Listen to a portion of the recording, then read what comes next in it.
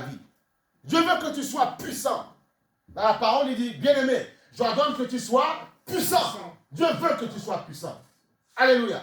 Dieu veut que tu sois puissant. Dieu connaît tes souffrances. Dieu sait par quoi tu passes. Mais Dieu te dit en ce matin, lève-toi, sois solide comme un soldat. Il te lève en ce matin. Ce n'est pas une question de ta culture, ce n'est pas une question de ton origine. Non, c'est une question de ce que Dieu veut pour toi. C'est une question de ce qu'il est. Pourquoi tu limites la gloire de Dieu à ce que tu es? Pourquoi tu limites la gloire de Dieu à ta culture? Pourquoi tu limites la gloire de Dieu au pays dans lequel tu es? Pourquoi? Ne limite pas Dieu à ça. Comprends qu'il est tout puissant, qu'il est au-dessus de toute chose et qu'il peut t'aider. Et si tu as compris qu'il peut t'aider, là il t'aidera, là il t'élèvera, là il te mettra au-dessus des nations pour pouvoir les faire grandir et les faire. Mais tu dois être conscient de qui il est. Amen. Alléluia. Parce qu'on est conscient de qui est Dieu, on n'a pas peur, on est debout, on est comme des soldats. Même si on a peur, on n'a pas peur parce qu'on sait qu'il nous aidera. Amen. Alléluia. Voilà pourquoi il dit d'être puissamment fortifié dans l'homme intérieur. Puissamment rempli, puissamment fortifié. Puissamment, parce qu'il sait que tu as des combats. Voilà pourquoi il a payé le prix à la croix, bien-aimé. Christ est mort à la croix. Il a souffert, il a été crucifié. On le rappellera ça dimanche prochain. Il a été crucifié pour toi. Donc tu n'as plus de... tu ne peux plus te justifier. Tu n'as plus de justification. Oui, ça ne va pas. Mais Dieu, ce qu'il ne comprend pas, c'est que tu ne puisses pas en lui. Ce qu'il ne comprend pas, c'est que tu ne cherches pas sa face. C'est là où il n'est pas d'accord avec nous. Il sait que tu seras tenté. Parce que lui-même a été tenté. Il sait que tu seras découragé. Parce que lui-même parfois a été découragé. Il sait que bien au moins tu seras triste. Parce que lui-même a été... Il le sait. Tu n'es pas... Mais il le sait. Il sait que tu vas souffrir. Il sait que ton cœur, ça va parler. Il le sait. Mieux que toi. Mais il te dit une chose. Ce qu'il ne comprend pas, c'est que tu ne cries pas en lui. Quand le Seigneur Jésus était à la croix, quand il devait passer à la croix, il a dit, Seigneur, ôte ces coupes de moi. Parce qu'il commençait, il commençait à se dire, je vais être crucifié. Pour des gens qui peut-être ne vont même pas comprendre mon sacrifice. Mais il a dit, Seigneur, non pas ma volonté, que la tienne soit faite. Donc tu vois, il y a eu un passage qui dit, quand il pleurait, c'était comme, ses larmes étaient devenues comme, tu vois, comme des grumeaux, comme du sang. Mais qu'est-ce qu'il a fait? Il a dit, Seigneur, il a élevé les mains vers les... Un ange est venu le fortifier. Donc Dieu sait que tu auras des problèmes. Mais ce qu'il ne comprend pas, c'est que tu ne puisses pas, tu ne cries pas en lui. Ce qu'il ne comprend pas, c'est que tu ne t'appelles pas. Parle-lui, appelle-le.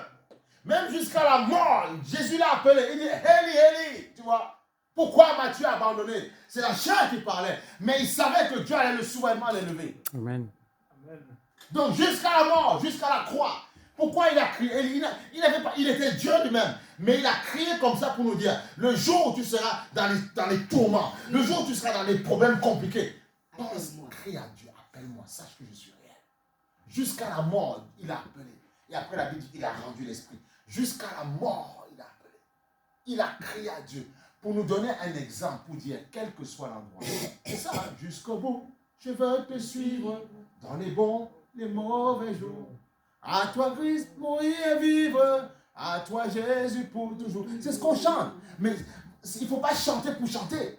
Il faut comprendre que quand il y aura des péripéties, des combats, là où même le diable va te dire, abandonne la foi, craque, baisse les bras. Tu dis jamais de la vie.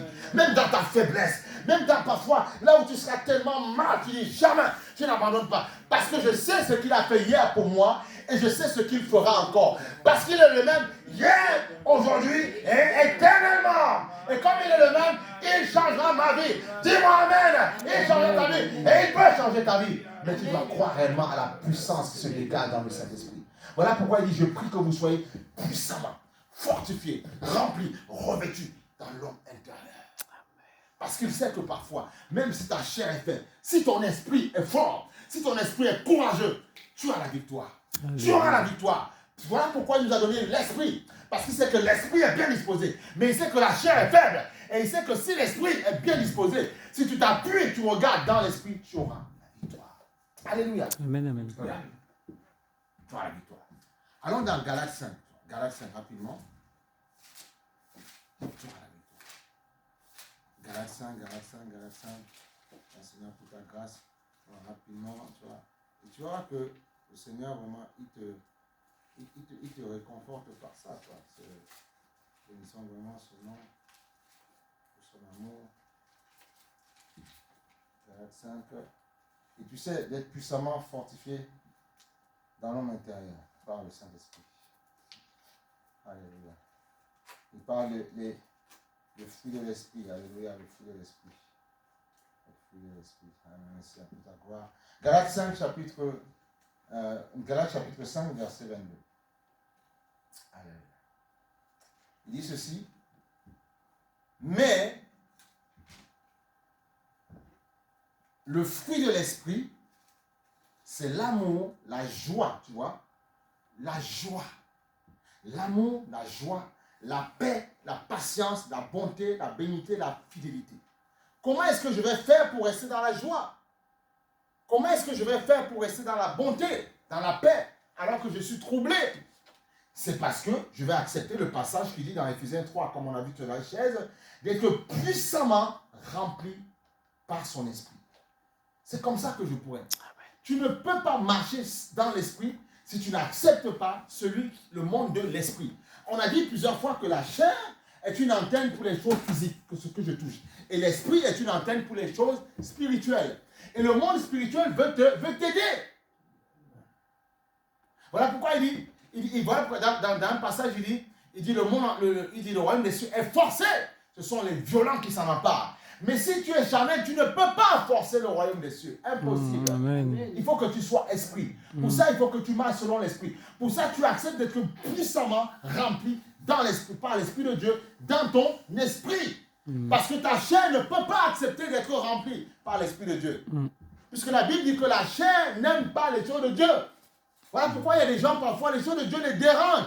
Parce qu'ils sont charnels, simplement. Et ce n'est pas leur faute parce qu'ils ne sont pas encore spirituels. Mais voilà pourquoi on doit d'abord accepter Christ. Et quand tu acceptes Christ, ça met un déclenchement dans le monde spirituel. Ça dérange les démons, justement. Et justement, ça crée un point de contact pour que tu puisses rentrer dans le monde de l'esprit. Et le monde de l'esprit, justement, t'apportera la paix, la force, la joie pour pouvoir triompher. C'est ça qu'il faut comprendre. Ce monde est plus réel que vous le pensez. Mais pour pouvoir rentrer dans ce monde, Christ est là. Voilà pourquoi. Mais pour pouvoir rentrer, il fallait que il puisse mourir à la croix. Il fallait qu'il soit crucifié afin que nous puissions rentrer dans la dimension du royaume des cieux. Mais il fallait qu'il soit crucifié. S'il n'est pas crucifié, le sang ne coule pas. S'il n'y a pas de sacrifice, on ne peut pas prendre la grâce. Amen. Alléluia. Amen. Avant de manger une viande que tu aimes bien, il faut que le sang coule. Il faut d'abord qu'on tue. Sinon, tu n'as pas accès au corps de cet animal pour le manger. Tu dégustes ton poulet, tu dégustes ta viande, mais parce qu'il a été égorgé, le sang a coulé. Donc, il fallait que le sang de Christ coule, justement, pour que, justement, la grâce puisse être libérée dans nos vies. C'est ça la puissance de la Sainte Seine. Le sang a coulé. Il a libéré la grâce. Mais ça, comme on disait, mais c'est à toi de croire que Dieu est capable de faire. Et tout le monde, mais c'est à toi d'ouvrir ton cœur. La révélation ne vient pas à tout le monde. Soit tu fermes ton cœur, tu ne reçois pas. Tu ouvres, tu reçois. Amen. Alléluia.